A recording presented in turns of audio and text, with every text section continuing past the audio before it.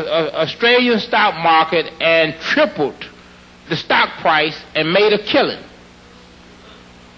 investing in diamonds and other mining interests. They're doing a lot more on 77 Eastern Parkway than praying. They do a lot more over there than praying. Some other thing going on over there, and I'm sure there's some high-level technology right there in the middle of Crown Heights.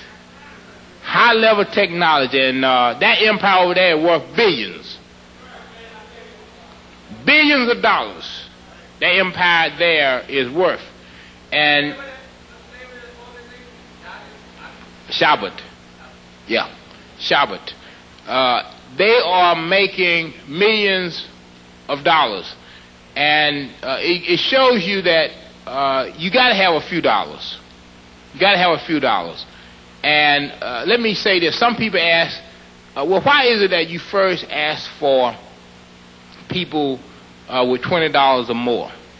Way more than 85 members in UAM. We got way more than 85 members in UAM. And we ought to be able to own if we get serious. See, we talk about the churches, but then the churches are doing more than we're doing. Because people are giving. We had a retreat, and we had 80-some people that went up on a retreat. The church in Queens had a retreat and had 2,000 women that went on a retreat, on a religious retreat. We only got 85, and they got 2,000 women in one church. Y'all hear me?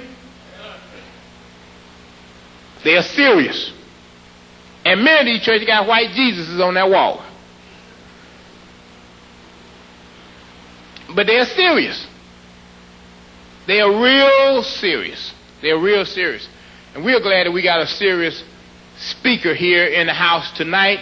And we're going to ask him to come on stage where he belongs. He has graciously sat and listened to me for a while, but now we want to put our hands together and stand on our feet for our speaker for the night, my doctor. I know he don't like that word, but he's still my doctor.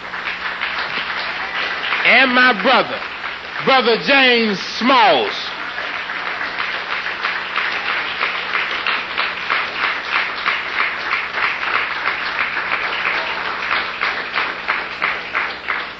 Brother Smalls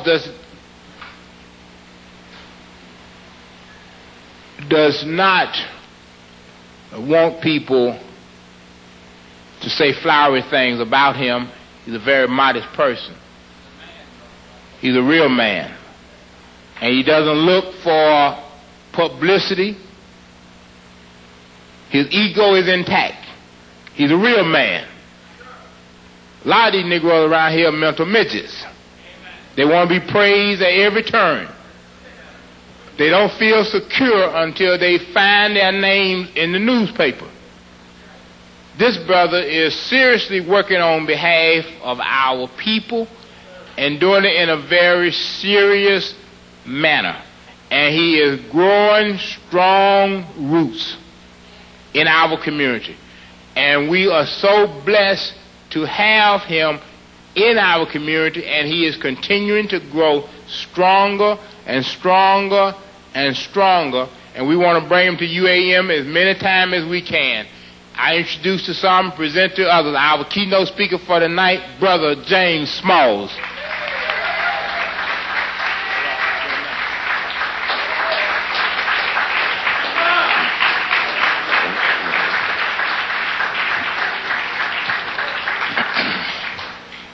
Hotep. It's always nice to be here as a guest of the UAM. And it's always good, hopefully, if I got something to say that is useful. Because we are in a war, and a lot of us don't want to believe that we are in a war. There are people who would like very much to eradicate our entire race from the planet, but we don't want to believe that they would want to do that. Yet the only relationship we have with these people is one of murder and mayhem towards us. We have no other relationship. My teacher, Sister Ella Collins, the sister of Malcolm X, used to tell us that the Jews bought us in 1913 from the WASP. And I remember I used to find that so difficult to believe. I mean, how could they buy us from these other folks? After all, the Emancipation Proclamation was in 1865. And we was free. But she kept telling us, no, in 1913 the Jews bought us. Bought the rights to us from the WASP. But when this business with Dr. Jeffrey started, I remember for weeks we sat down trying to figure out what was it that triggered the violent reaction in the media. I mean, he hadn't said anything profound. He hadn't said anything he hadn't been saying over and over again. He hadn't said anything that others hadn't said. But I think that this time Dr. Jeffries had put all of it together in one package at one time. And I think they became afraid that their hands as the owners of black people would be exposed, and that the black people might react against being owned unknowingly by the Jews. And I know it's kind of difficult. That's not exactly what my topic is. I just wanted to mention that because when I think about my brother Khalid, and people were saying, oh, well, the brother who we thought it might be the white man, but it was a black dude. And oh, well, he was once in the nation, and it looked like Minister Khalid fired him a few years ago. But you see, we're dealing with the shrewdest people in the world. You could not want a better candidate than this brother if you were Jewish and wanted to kill Khalid. You see, one thing that was so peculiar out there was that all of the press was there. Outside, camera ready. What the hell was they ready for? The program was over. But they were all there. Initially, we got very little information, but by the next day, all of the white and Jewish press was there. Radio was there. TV was there. Newspapers were there. They were ready to report the death of Khalid Muhammad in as dramatic a fashion as they could. But they didn't get it. Something went wrong with their plan. But we better be mindful that we are up against a beast that kills their own presidents. When they decide that they've got to make peace with the Palestine Liberation Organization because the Arabs who wanted the Palestinians out of their country told America, we're not going to bank in your bank and invest in your business unless you make Israel do this. And America's economy can't afford the pulling back of Arab monies. So the Jewish people then murder Meir Kahane because he was the opposition that would have stood in the way of them doing what they had to do and try to set some poor Arab brothers up. Just to give you a sense of how they work. Because I know we sitting down wondering why the dumb Arab brother blundered, because it wasn't their game. It was somebody else's game.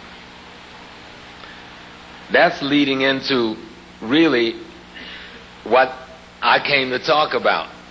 An African liberation movement without an African ideology. Everybody want a free Africa, but nobody got enough respect, except a few, to look to Africa to find ways to free her. Everyone wants to tell us philosophically how we should behave, but no one wants to use African philosophy to tell us about our behavior. Everybody talks about ideology, but it's always the ideology of the white supremacist, whether he's an Eastern supremacist or Western supremacist. It is their ideology.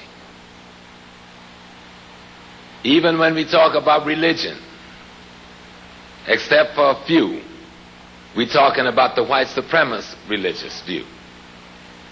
Whether he be bastardized Greek baby or Roman baby who we call Arab, or whether he be just a straight up cracker from Europe we call Christian. Everything is good for Africa except that which is African. Everywhere we've seen capitalism go in Africa, we've seen death, mayhem, slaughter, disruption, destruction, disorganization, and enslavement. Everywhere Marxism have gone in Africa, we've seen death, mayhem, destruction.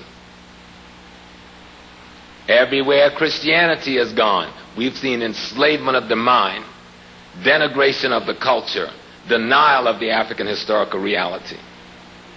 Everywhere Islam, I'm sorry, brothers and sisters, have gone, we've seen a denial of Africanness.